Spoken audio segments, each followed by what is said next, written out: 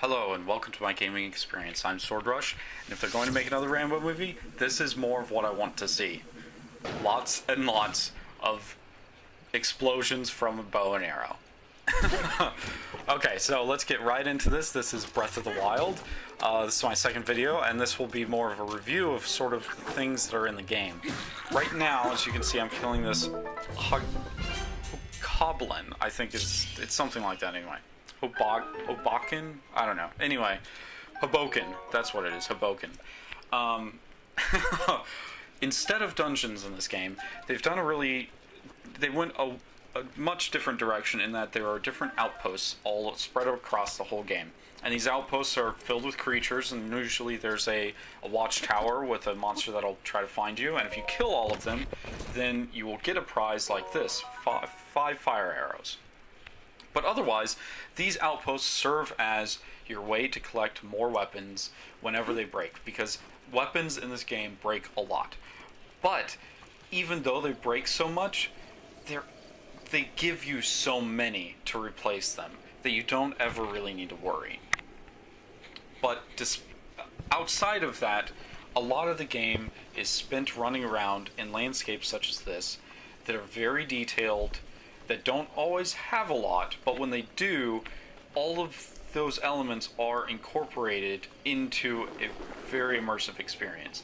I found this game to be a very good compilation of all the things that they've learned in the past Zelda games, in that they do need some amount of graphic support. They do need puzzles that can be challenging, but also other puzzles can be simple.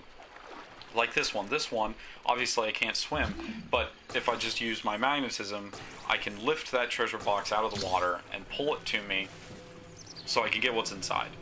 But not all the puzzles are that simple, and not all the enemies in the game are that simple.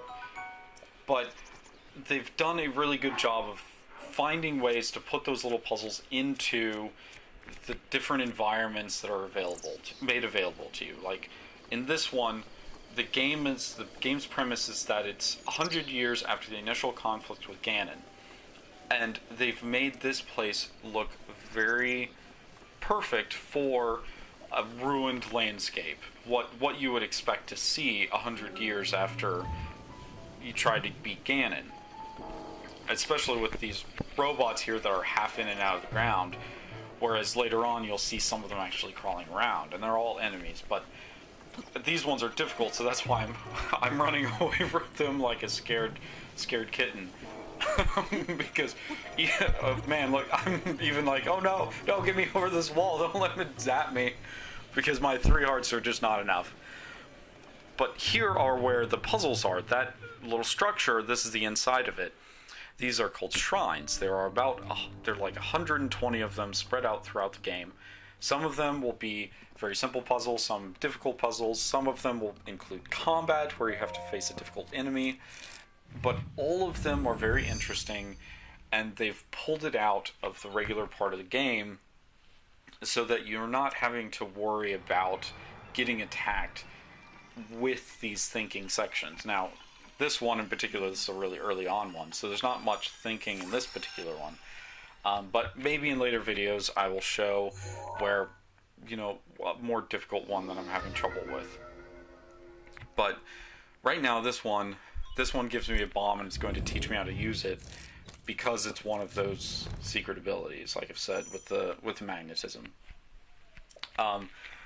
And as you can see, there's a very obvious wall to blow up, and I did find that there are some obvious bomb spots in the game, but they've always kind of done that, so I don't know that I'm necessarily upset with it.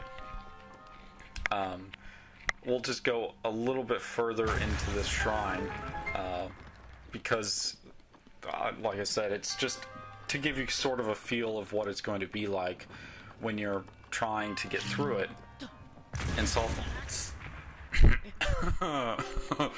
or you just kill yourself. Let's move on. Okay, so there are a number of unique enemies. This is one of them, this Hinox, just giant guy. All he's really wants to do is just stab you. But please do remember to put on your 3D glasses while I try to attack it. I mean, this enemy seems pretty obvious, but it's good that they keep making, you know, like this one's, I guess it obviously needs to be hit in the eye to be able to get it knocked to the ground, but that's going to be different for each various enemies throughout the game, and they don't all look the same. I think that's really, really important. This is just almost like a normal enemy. You know, I haven't found very many of them, but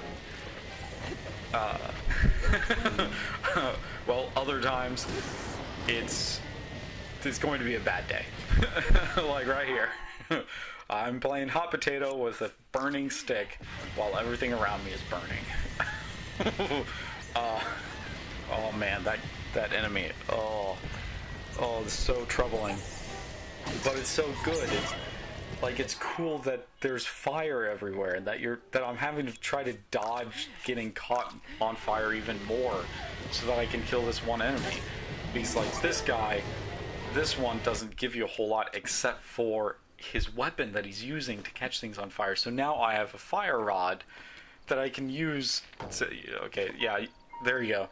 I can use it to catch other things on fire, and that's really cool. They haven't done that in the game before. And even though that fire rod will run out of uses and it'll break, I can still do things like catch all the grass around me on fire and possibly die. But there are also a number of horses that you can tame throughout the game, and like I said, there's secrets everywhere. Every inch of the game has some number of secrets, and you just have to go around and look in every crevice and pick up everything and notice that there might be something there that you have to do. Overall, I really like this game. It's one of my favorite Zelda games. It's very expansive. There's so much to do. I will be playing this game for quite some time, and I think that you should try it too, because it is fantastic.